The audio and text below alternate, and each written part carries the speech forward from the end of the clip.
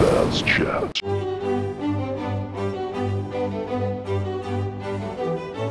If everybody turned up in PE kits on their day of PE, unfortunately we would have other children who don't have PE that day turning up in the PE kit. It just makes things difficult to manage if people start arriving in PE kits. You are allowed to keep your PE kit at the end of period 5 and go straight home. That isn't a problem, but I'm afraid that that's the reason.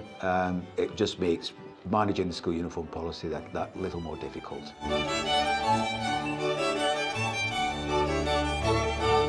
That did used to happen when I first arrived at the school. In fact, not only did pupils all take lunch and break at the same time, but pupils were allowed off-site. They go to the fish and chip shop, go to the sandwich shop, etc. It was a complete nightmare. We can't get 1,500 boys and girls through our catering facilities within 15 minutes, a 15-minute break or a half-hour lunch. So we have to split it. It's a common remedy that lots of schools use. In fact, I don't know of any school that doesn't have a split lunch or a split break. Also, it's kind of a legacy of the pandemic. We just used to have 2 lunches and 1 break. We've since learned through the pandemic that it actually works better, that the school's a lot calmer by having a split lunch and a split break.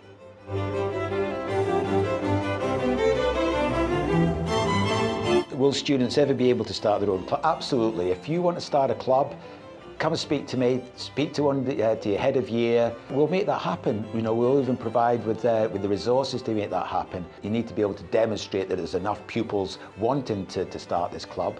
And I'm more than happy to make that happen. I'll even throw some money behind it as well. So please come and see me if you've got a great club idea. You know, let's do this.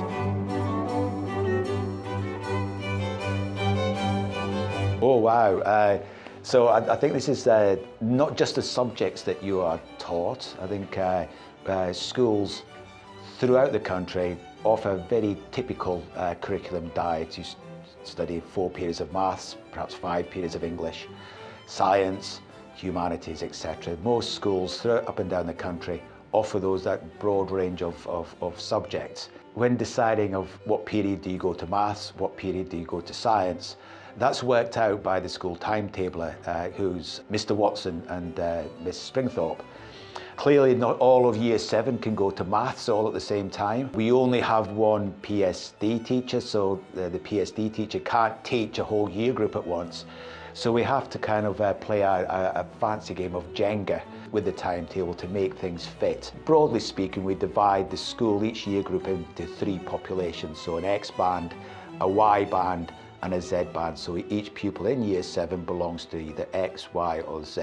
And then Mr. Watson, Miss Springthorpe work out that 7X go to maths, while 7Y go to science, and 7Z perhaps go to English. So that's kind of broadly how it works out. It's a complicated affair. It's something that kind of has to be ready before we break for the summer holidays. And then throughout the year, there's always kind of little changes as people, perhaps teachers leave the school, join the school, pupils leave the school, perhaps want to change classes. So it's a complicated affair. You have to have a very analytical mind to be able to write a timetable.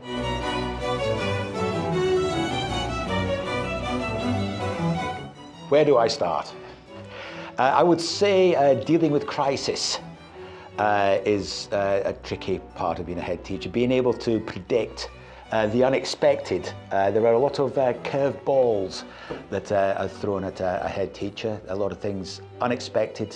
Being able to deal with those and when a crisis hits the school. One thing that's difficult at the moment is that more and more people are seeing school as not just a place where you send your child to learn, it's also seen as a universal service, as a kind of an extension to the social care system. So your teachers and staff that work at school aren't just about supporting, providing you with knowledge, teaching knowledge. We're also there now to ensure that you are fed, that you're clothed, that your mental health is in good shape. Also providing families with support. Don't get me wrong, it is it's the best job in the world, and being the head teacher at Forge Valley is the best job you could wish for. The job is going to become trickier over the next few years. You're all aware of the cost of living crisis. There's also clearly a kind of cost of schooling crisis that we can expect the government to give schools less money. and it's how I somehow managed to make the school run without having to make cutbacks, looking for savings.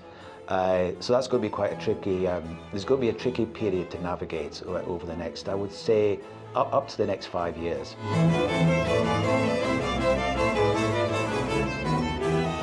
What lesson would I get rid of? Say, do I get rid of a maths lesson or a science lesson? RE, PSD, drama, music, food tech? I'm going to be brave here. I'm going to be brave, and the lesson that I would get rid of is Friday period 5. How's that? That doesn't discriminate against any subject. It just means we get to go home earlier. How is that? I think that would be a vote winner. A winner.